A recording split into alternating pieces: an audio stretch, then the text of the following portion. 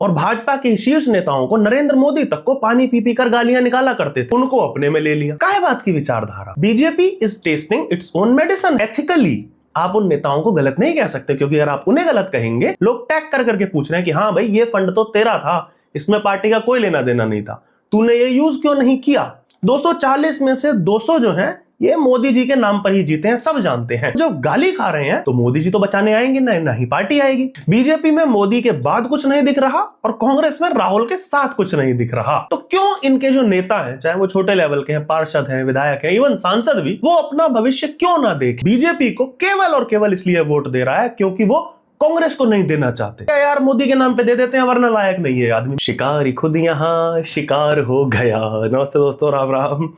मैं ये बात कई बार सटायरिकली कहता था दोस्तों, आपने देखा होगा मेरी सटायर वीडियोस में या नॉर्मल वीडियोस में भी मैं कहता था कि कांग्रेस मुक्त भारत का जो भाजपा का सपना है ये बहुत आसानी से पूरा हो सकता है।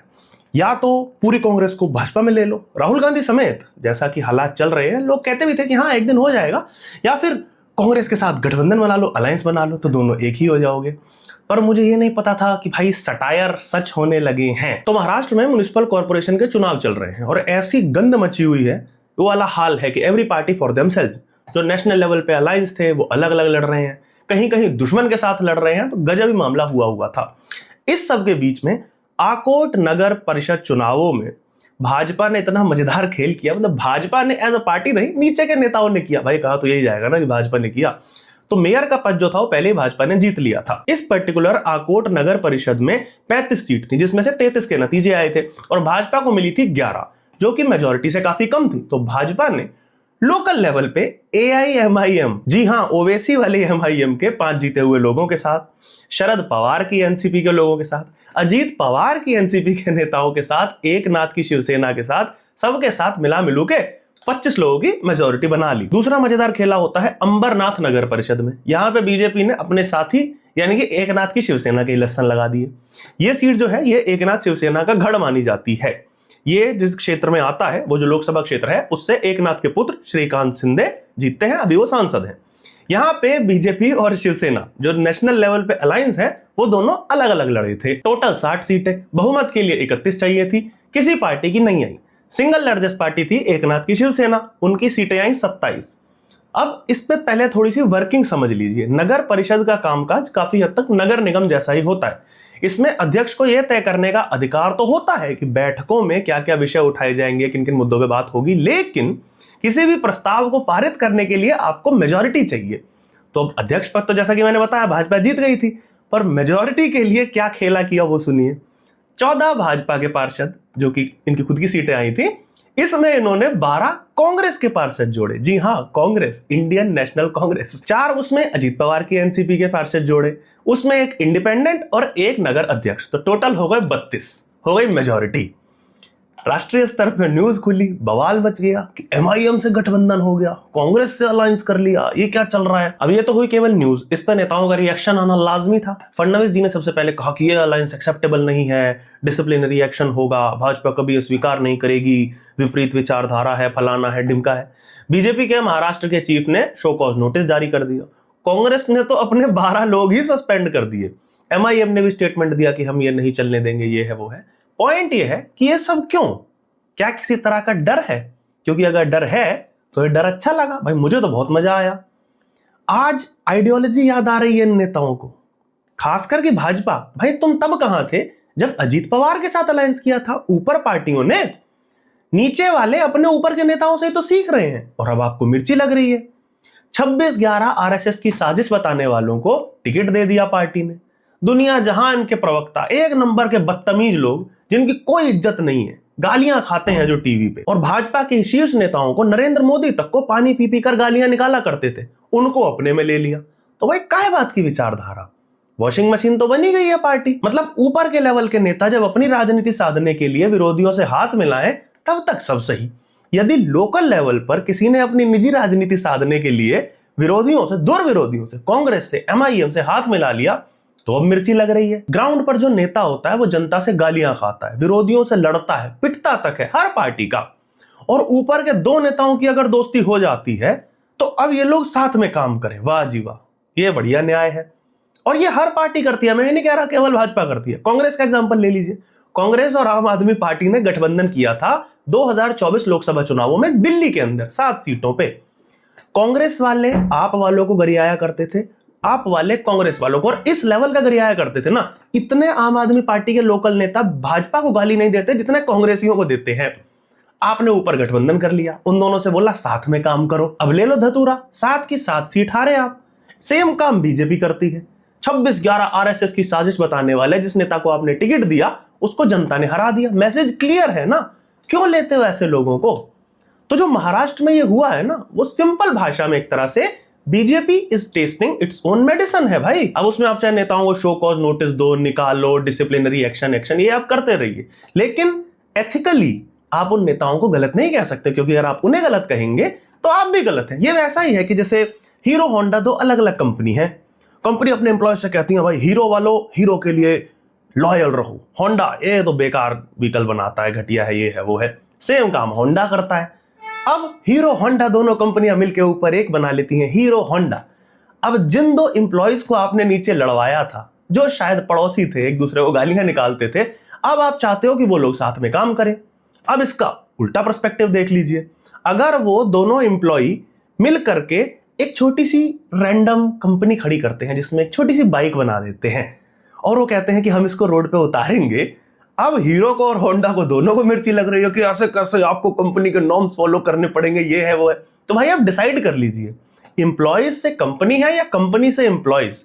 वैसे तो ये 2 वे स्ट्रीट होती है, लेकिन जब ऊपर वाले करप्ट होंगे तो नीचे वाला भी वही गुण दिखाएगा। तो आप एथिकली उन नेताओं को गलत नहीं कह सकते। हाँ, अब आप ऊपर की पोस्ट पे हैं तो आप उन्हें निकालोगे, सस्पेंड करोगे, जो भी करोगे वो सब आपके हाथ में है। पहली बार लोकल लेवल के नेताओं ने इन पार्टियों को औकात दिखाई, इन आकाओं को औकात दिखाई, और केवल बीजेपी के नहीं, चाहे वो MIM हो चाहे कांग्रेस हो, सबको, कि हम भी कर सकते हैं भाई, तुम कर सकते हो तो। और मैं तो इसका पूरा समर्थक हूं, और मैं कह रहा हूं कि ये चीज आगे और बढ़ने वाली है। सबसे पहला पॉइंट, जैसा कि मैंने पहले बताया, विचारधारा नाम की कोई चिड़िया नहीं है भाई, भूल जाओ। सब एक तरह से अपीजमेंट पॉलिटिक्स में उतर आई हैं। टॉप की जितनी पार्टीज हैं लगभग वो चीज हो चुकी है कि बीजेपी आज की कांग्रेस बन चुकी है और कांग्रेस लगभग मुस्लिम लीग की राह पे जा चुकी है। जाति की राजनीति दोनों ही बराबर कर रहे हैं। कांग्रेस पूरा ट्राई कर रही है, जाति जनगणना, आरक्षण 70% कर देंगे, 80% कर देंगे, पर अभी विपक्ष में है तो खुलकर कुछ कर नहीं सकते। लेकिन जितना कर सकते हैं वो पूरा जोर लगा रहे हैं कि जातियों को अलग अलग तोड़ो और साधो। भाजपा भी ये कर रही है, वो सॉफ्ट रूट अपना रही है। हर बात में बाबा साहेब, बिना मतलब में, जहां जरूरत नहीं है, संदर्भ नहीं है, बाबा साहेब आ जाते हैं। बुद्ध का देश है, युद्ध का देश, क्या चल रहा है भाई? सबको दिख रहा है कि अपीजमेंट करने का प्रयास है। स्कीम्स पूरी उसी तरह चल रही हैं, जबरदस्ती का अपीजमेंट हमको दिख रहा है स्कीम्स में। अब इस सबसे छोटे नेताओं को, इतने छोटे नेताओं को भी नहीं, विधायक सांसद लेवल के नेताओं को भी यह मैसेज जाता है कि भाई विचारधारा वगैरह कुछ नहीं है किसी पार्टी की, तो सब अपनी अपनी राजनीति देखो। तो वो देख रहे हैं, सीधी सी बात है। अब वो अपना नुकसान क्यों करें, वो भी आपके कारण, आपकी सो कॉल्ड विचारधारा के कारण, जो कि नहीं है। तो पहला पॉइंट हो गया ये। दूसरी चीज, जनता नेताओं को अब इंडिविजुअल लेवल पर देखने लगी है। इसका एक एग्जांपल देना चाहूंगा। एक मुहिम छिड़ी है सोशल मीडिया पे, ये ठीक करके दिखाओ हैंडल ने ये मुहिम छेड़ी है, जिसमें MPLADS की वेबसाइट से डेटा निकालना आरंभ किया उन्होंने। MPLADS एक वेबसाइट है जिसमें आप जा करके सब अपनी डिटेल्स डालेंगे कि 17th लोकसभा या 18th लोकसभा, उसके बाद अपने क्षेत्र का लोकसभा का नाम डालेंगे, अपने सांसद का नाम डालेंगे, तो जो फंड उन्हें अलॉट होता है क्षेत्र के विकास के लिए, उसका डेटा आ जाएगा कि भाई 10 करोड़ रुपए या 9 करोड़ 80 लाख जो भी इनको अलॉट हुए, उसमें से इन्होंने इतने यूज किए हैं। और उसमें 2 तरीके के काम होते हैं कि भाई रिकमेंडेड, यानी कि ये काम करने के लिए कहा है, और कंप्लीटेड कि काम कंप्लीट हो चुका है। अब जो कंप्लीटेड है उनमें फोटोज आती हैं, जैसे कहीं सड़क बनवाई गई या कहीं गेट लगवाए, पोल लगवाए, कुछ भी इस तरीके की चीजें लगाई, उनकी फोटो डलनी चाहिए। अब उसमें इस लेवल का झोल हो रखा है कि कई सांसदों ने एक ही फोटो मल्टीपल जगह पे डाल रखी है। फॉर एग्जांपल 4 अलग अलग रोड बनी है, फोटो एक ही रोड की डली हुई है, पैसा 4 जगह रिलीज हुआ है। एक तो हो गया ये झोल। एक अलग ही लेवल के हैं, वो एक स्तर ऊपर है भैया, उन्होंने काम ही नहीं कर रखा। ऐसे ऐसे सांसद निकल के आए हैं कि 9 करोड़ में से 1 करोड़ का काम किया है, 2 करोड़ का काम किया है, कईयों ने किया ही नहीं है, जीरो, नील बटा सन्नाटा, जैसा कि राजदीप जी कहते हैं ना। क्या मतलब? अब इसमें एक मजेदार चीज ये हो रही है कि irrespective of party, her party के सांसद डिफॉल्टर निकल रहे हैं। भाजपा के भी हैं, कांग्रेस के भी हैं, डीएम के भी हैं, हर तरह के, एनसीपी सब हैं। अब बात यह है कि भाजपा के सांसद ज्यादा हैं तो ज्यादा डिफॉल्टर वही दिख रहे हैं। इस सब से हुआ ये कि लोग इंडिविजुअल लेवल पर सांसदों को देख रहे हैं और गरिया भी रहे हैं। पार्टी को नहीं गरिया रहे हैं, टॉप के नेताओं को नहीं गरिया रहे हैं। लोग टैग कर करके पूछ रहे हैं कि हाँ भाई, ये फंड तो तेरा था, इसमें पार्टी का कोई लेना देना नहीं था, तूने ये यूज क्यों नहीं किया। अब देखा जाए तो ये बहुत बढ़िया प्रैक्टिस है भाई। लोकतंत्र इसी तरह काम करता है ना, इंडिविजुअल लेवल पे आप अपने विधायक को पकड़ो, आप अपने सांसद को पकड़ो। हमारे यहां टॉप के नेताओं के नाम की खाने का कल्चर है। 240 में से 200 जो हैं ये मोदी जी के नाम पर ही जीते हैं, सब जानते हैं। और अब जब गाली खा रहे हैं तो मोदी जी तो बचाने आएंगे ना ही पार्टी आएगी। मोदी जी क्यों बचाने नहीं आएंगे? क्योंकि मोदी जी का अपना MP LAD portal properly updated है और पूरा जितना भी फंड था उस पर काम किया गया। अब जाके देख सकते हैं 17वीं Lok Sabha Varanasi seat, same with Rahul Gandhi. 17वीं लोकसभा वायनाड सीट पे आप देखेंगे तो उन्होंने 9 करोड़ में से लगभग 7-8 करोड़ यूज कर रखा है। इसका मतलब संदेश सीधा जा रहा है कि टॉप के नेता तो अपना काम कर दे रहे हैं, तुम नीचे वाले जो उनके नाम पे आते हो वो हग रहे हो। तो जनता अब टॉप को यानी कि पार्टी को या टॉप लीडरशिप को गाली देने की बजाय सीधा अपने एमपी एमएलए को गरिया रही है, जैसा कि मैं दोबारा कहूंगा जो सही है। तो यदि ऐसे इंडिविजुअलिज्म बढ़ेगा तो यही सब होगा।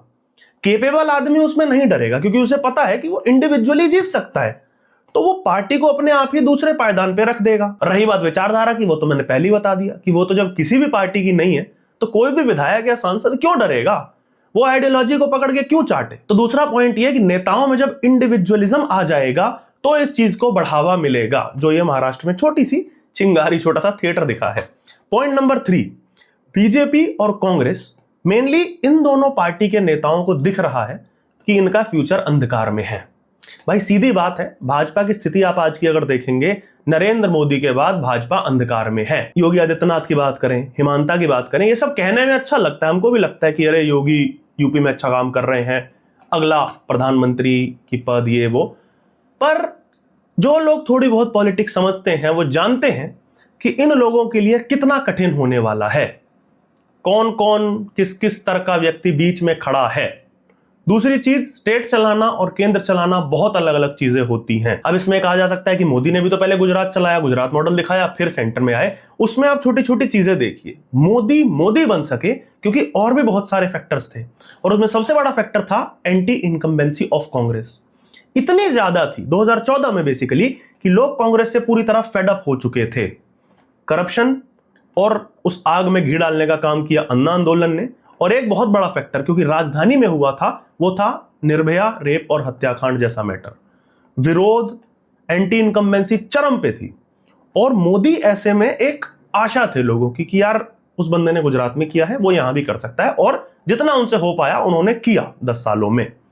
लेकिन हमें यह भी मानना पड़ेगा कि उन्हें इस चीज का लाभ मिला, anti incumbency of Congress.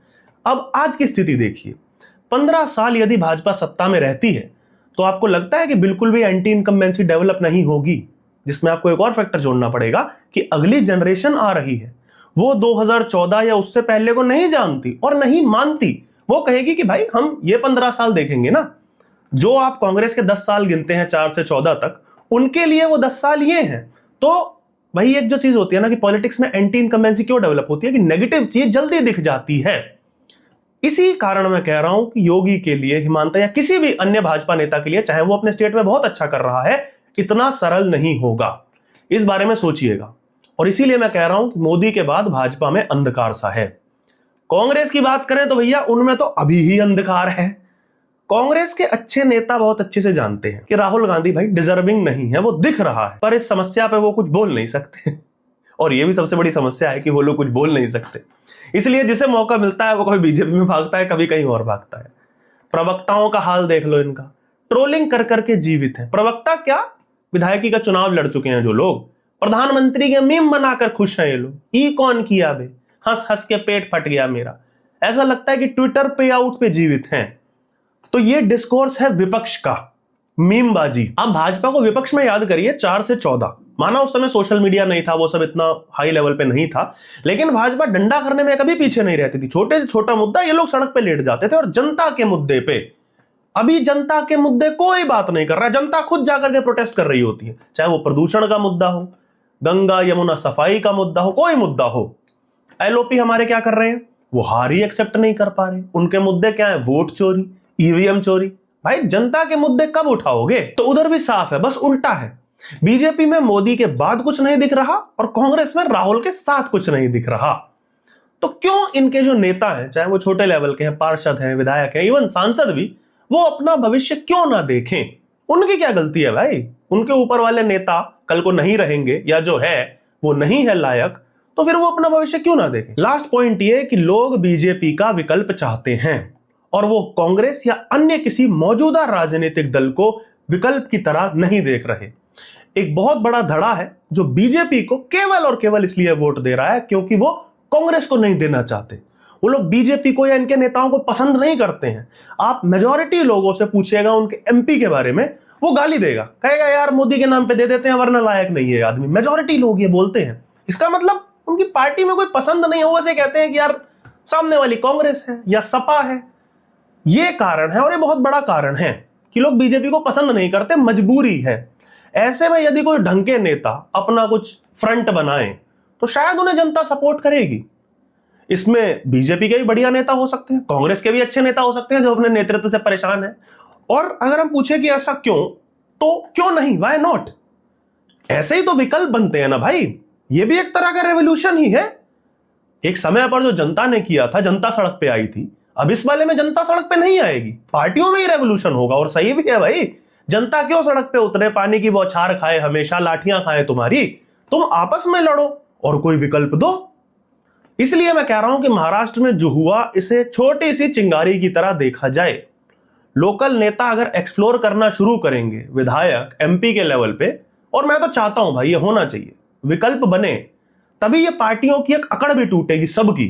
Congress में ये कि हम इतने पुराने हैं, हमसे बड़ा कोई है नहीं जो टक्कर दे सके भाजपा को, और भाजपा की ये अकड़ है कि हम नहीं तो कौन।